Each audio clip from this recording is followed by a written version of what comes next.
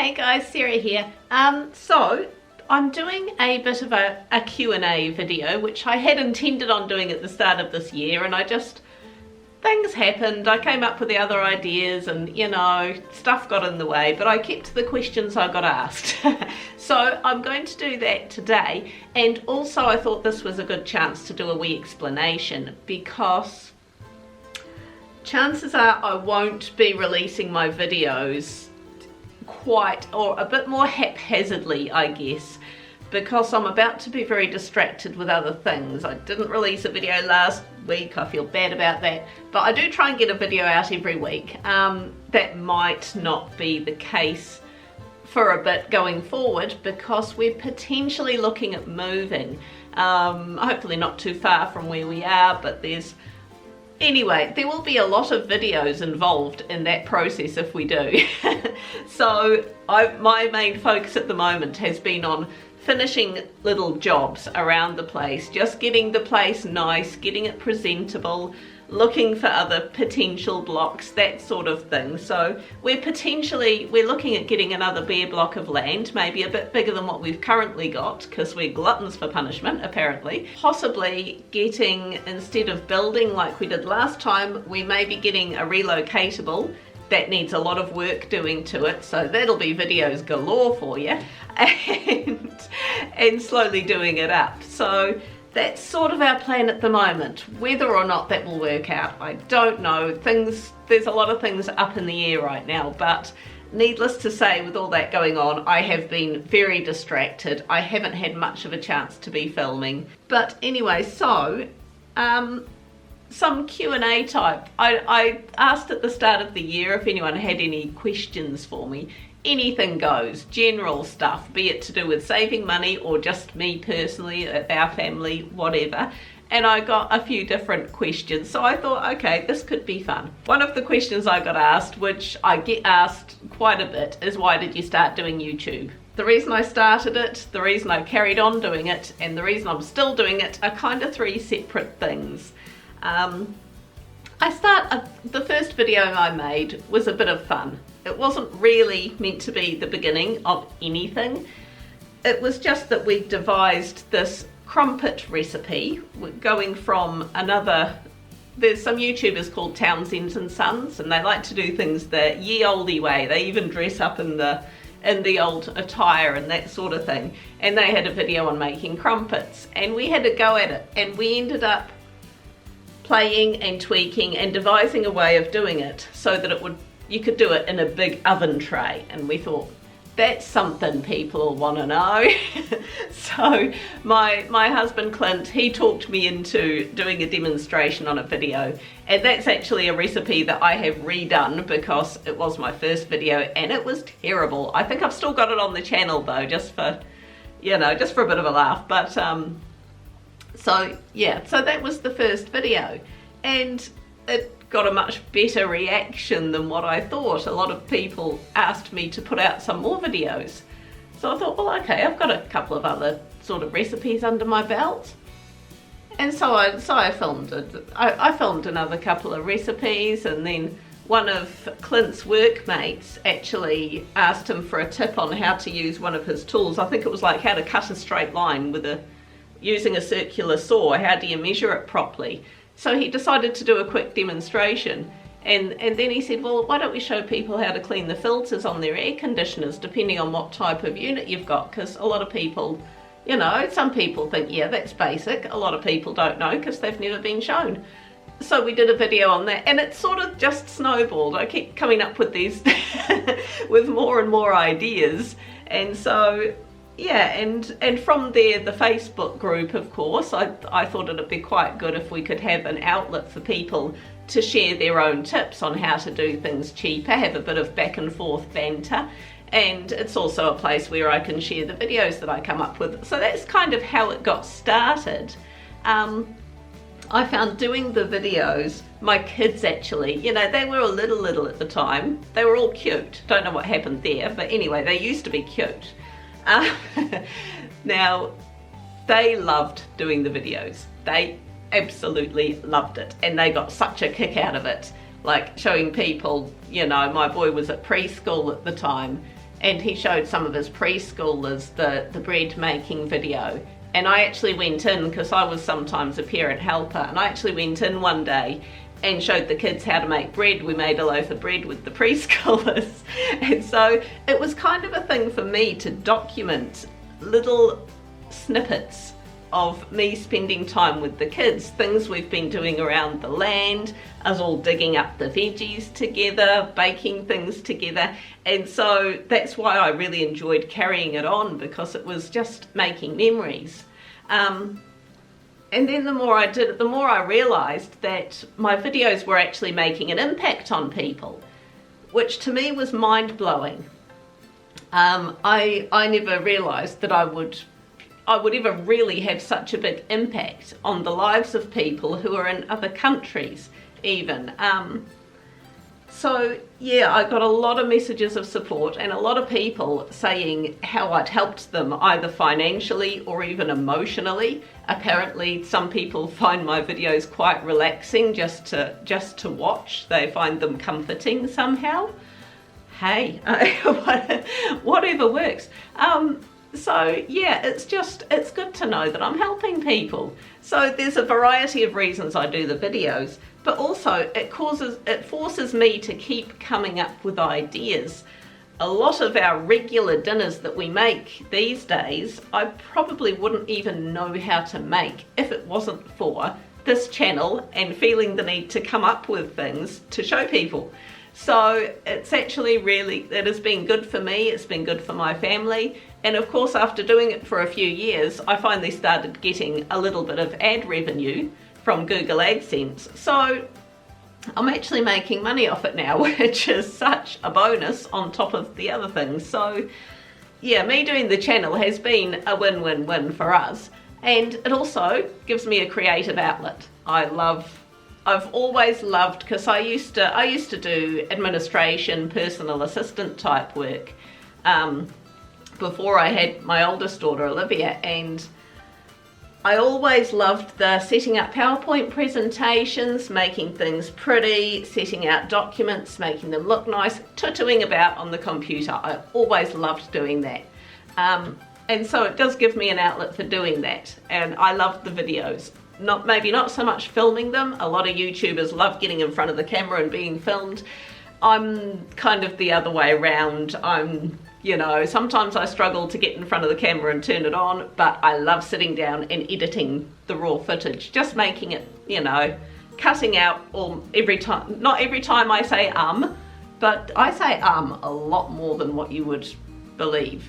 There's, every time you see this video cut off and then start at another point, I've done an or something like that. Somebody asked me if it's cheaper to grow your veggies or to buy them. That's quite a variable question actually. Now, it will depend on, of course, when you start growing veggies, there's the setup cost. You need to have decent dirt, so you can either go all out, buy the wood, get some big expensive raised veggie patches, buy all your dirt, fill it up with nice stuff, buy your seeds or seedlings. Of course, buying seeds is cheaper than buying seedlings, like ones that are already partly growing. Of course, another thing is to minimize the setup costs. If you can just dig straight into your ground, then that's awesome. The soil we have here isn't much good for that. We need to buy in the soil. Also, you can grow things you can get grow sacks, but I've seen people successfully grow potatoes in cardboard boxes. So it depends a lot on what kind of setup you're doing. Now, of course, buying fruits and veggies, you buy them in season, they're going to be a lot cheaper. Now, if they're in season, that's the season they're going to be growing in. So as a general rule, I would say yes, it is cheaper to grow your own, especially if you look into doing things like letting things go to seed and actually harvesting the seeds yourself and using your own seeds to plant again. Now, you need to make sure you're using heritage type fruits. I think that's the word. I think that's the correct word, heritage. That's something I've tried, but I've never had much success doing. There is a lot of ifs and buts, and also there's things like making your own compost, which again, it might cost a bit to get a box or get a setup, get started, but over the long term, once you get a compost heap started, you can just keep going with it, and you don't need to buy fertilizer for your soil. So there's a lot of ifs and buts as to how cheap you can grow your own veggies. But I'd say as a general rule, it is definitely cheaper to grow your own veggies than to buy them. It definitely has been for us. And there's certain things that some people seem to be able to grow better than other people. For me, I can grow carrots for Africa. I can grow carrots really well. Other people really struggle to. Another thing is radishes, spring onions, any kind of leafy greens. Yeah, and especially, I didn't mention potatoes. Potatoes are a really great thing to grow yourself because they're so easy. You put one in the ground and you get 10 back. But another great thing that I've found, and those who've been sort of following my gardening videos, I did a bit of an amusing anecdote about Jerusalem artichokes. We got given some, they started sprouting up. We used some and I kept some in the ground to grow for the next year. They just keep going and going, they're awesome. But one year my husband didn't realise that we still had them there, and he ploughed up that paddock. And in doing so, he went round, chopped the ones that were in the ground, spread them around, and we have Jerusalem artichoke city in one of our corner paddocks. It's awesome though. I mean, we're not going to go hungry. They'll grow in just about anything. Just be prepared that they're going to take over. But yeah, growing your own veggies, it's definitely the way to go. Absolutely. Someone asked if I run a strict budget. I would say no. I've done just about every year. I'm probably due to do one again actually. I do a weekly shop type video and how I go about it. Now, I generally just look at what I've got in the pantry and I devise as many dinners I can, and then I buy whatever I need as a top up. So I don't go to the supermarket saying, right, I'm going to spend $205 and not a penny more. No, I'm fairly lax when it comes to that sort of thing. I know how to do things as cheaply as possible. I'm not one that's prone to impulse buying. So maybe the odd thing. If there's the odd thing, you know, on special, if something's on a good special, I might impulse buy, but it will always be logical. Like it'll be something that I can use for another dinner, you know, so I'm pretty disciplined, so I don't really need to restrict myself to a certain budget. I know what we've got coming in, I know what's going out, and yeah, I have done a whole video on how to sort your weekly budget. So I might link that one down below along with any other videos I think might be relevant to this one. So I've had the question, is Clint as budgety as I am? I know what you mean by that. Well, yes and no. I think me and Clint actually complement each other quite well because I'm stingy. I am so stingy. And sometimes I can be stingy to the point where I'll want to buy something cheap that might not last as well. Whereas, like, okay, the lining around our veggie patches, as an example, we've got wooden raised veggie patches. We've got like a plasticky type lining around them. And he wanted to get the more expensive stuff, and I was saying, no, we don't need it. It's only to line the veggie patches. It's fine. I talked him into buying the super cheap stuff. We saved a whole heap of money buying it, and it got ripped to bits. just as we dug through it, as we dug up, over time it came loose, and so that's one of his told you so moments. So often he's quite good at reining in my stinginess and sort of saying, hey, we spend a couple more dollars on this, it's gonna last better. So we're a pretty good, and sometimes he'll actually ring me up and ask me to talk him out of buying something. So he's maybe not as sort of budgety, stingy as I am, but it can be a good thing. What saves me the most money was another question. That's going back to the food thing. Definitely food. When it comes to making things yourself. So don't buy anything in a packet. Don't, you know, if you make your bread, you make your wraps, make all your school snacks, your muesli bars. It sounds like a big mission, but once you get into the mindset, once you get the hang of it, it just becomes quite normal, and the kids see you doing it, they help out with it, get them, you know, have the kids get a recipe or two under their belts, so that I know some of my kids, they quite like if we don't have any snacks for lunch boxes or whatever, they'll quite happily whip up some 3-ingredient bickies or some wheat bix slice, or even my daughter the other day made a depression cake or a chocolate wacky cake, whatever you call it, with the no butter and eggs. So easy to put together. And so yeah, if you can get the kids helping out with that as well, that's a bonus, if you can just leave them to it and they can do their own baking. But yeah, that's, for me, that is the big money saver, is just making everything yourself from scratch. Don't buy jar pasta sauce in a jar, just use some tomatoes, you know, bit of salt and pepper, bit of garlic, bit of basil or something, whazz it all up, you've got pasta sauce. So yeah, there's a lot of things that come in jars. Think about how your great-grandparents used to eat. You know, none of these jars, none of these pre-packaged stuff used to exist way back when, and they were fine. It is worth getting into that kind of mindset, and that does save a lot of money. Do I stock up in case of emergencies? Yes. We've actually got a couple of big boxes in the shed that's got toilet paper, things like pasta, we've got some bags of 2-minute noodles there, rice, flour, some dried yeast, just lots and lots of canned things every now and then. It can seem like an expensive thing getting a big box of food together, but just do it little bit by little bit. You know, I've done a video on getting an emergency kit together, but I've also got some medical stuff, some sticky plasters, first aid things, that sort of thing, torches, batteries.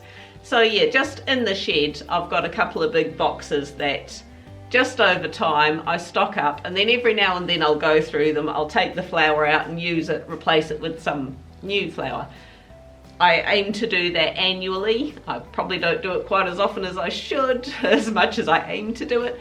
But yeah, just lots of canned stuff, things that's not gonna go off, you know, the pre-made, you know, like the hearty beef stew in a can, that sort of thing. So we are prone to getting snow out here during winter, so yeah, that's the thought, in case there's like earthquakes or snow or whatever and we can't get to a supermarket, we've got boxes of stuff in the shed. Someone mentioned that they thought they'd heard in one of my videos that I'm from Yorkshire. Yes, I am. We actually immigrated over to New Zealand when I was 3. So with my accent, it's kind of funny. You might notice the odd word does slip out. But mostly my accent is very much a Kiwi one these days. There's certain things like yogurt. Sorry, I can't bring myself to say yogurt. It's yogurt. It just is. That's how it's spelt, and I'm sticking with it. So how come we came to New Zealand? Well, as I say, I was 3. I kind of had to tag along.